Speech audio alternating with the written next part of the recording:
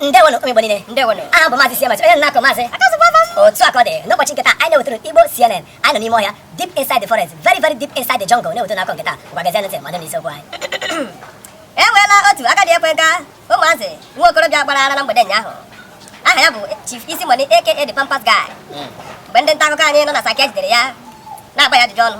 A gwara ha na ọ bụkwa ara nwaanyị Asaba ka ọ gara ka ọ ga mechalụ ka o nwee ego. O ruzie ebe ahụ arapụọ ya gbaa pampas. Mgbe e jidere ya ọ gara n'okwu ya sị na ọ maghị mgbe o ji na pampas a na-agagharị na onye mamịrị na ọ na-anya anya ya onye kwansị ọ na-anya n'ime ya gezie ntị kene ihe na-aja mgbe a na-aja ajụjụ ọnụ. Chief Isimoni, olee otu o si emega ugwu gwa ya otu o si emega ugwu. Ole m ka mgbara ole m ka mgbara n'ime ahịa jele efe ego.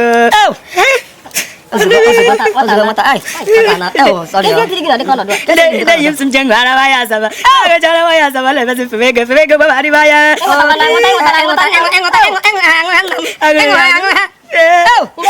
nne yi na nke asị m ka eyi na nke na-eme ya onye yi nwoke osi m na nje ngwara waya Asaba kama ala agba papa fere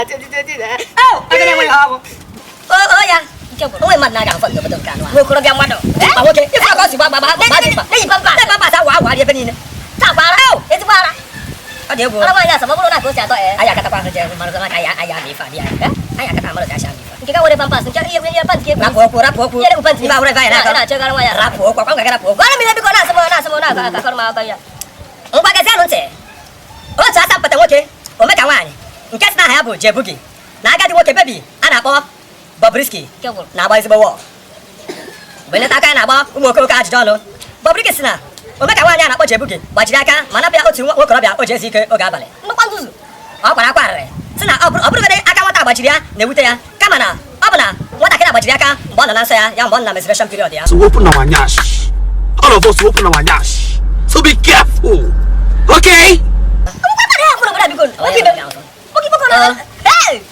Ọ dịkwa egwu na nke ka nke na kamgbe nwata a na-akpọ Jebugi gbajiri aka napụ ya nwa okorobịa o ji ezi ike abalị na ọ bụzi sọ ncha ka ọ na-agbazi oge abalị niile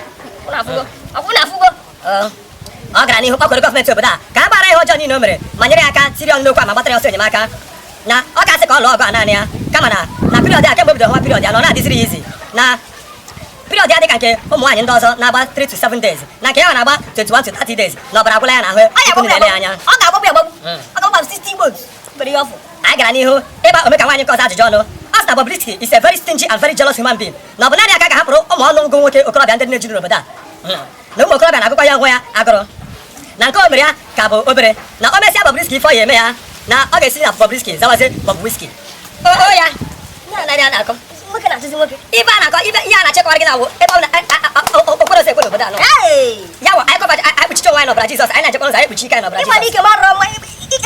Jizọs efesa m ọbara Jizọs n'akụkụ niile mana ike m mana ike m ya emechi akụkọ akụkọ ka gbadawa na ife ọkwa ihe anyị na-arịasị Igbo ụlọ ahụ nanụkụ nwoke si were ike ha na-agba straịk otu akọ na ọka n'ebosi nke tata ka emesịa nọ aga m asị ka Chineke kpọọ ụlọ ọkụ ma Chineke akpọlụ ụlọ ọkụ jiri nwayọọ ka a gakpọ ndị ahụ Bobrisky na notu ya mana sọskraịbụ ahụ YouTube chanel ka Chineke gọzie unu otu a ka ọ dị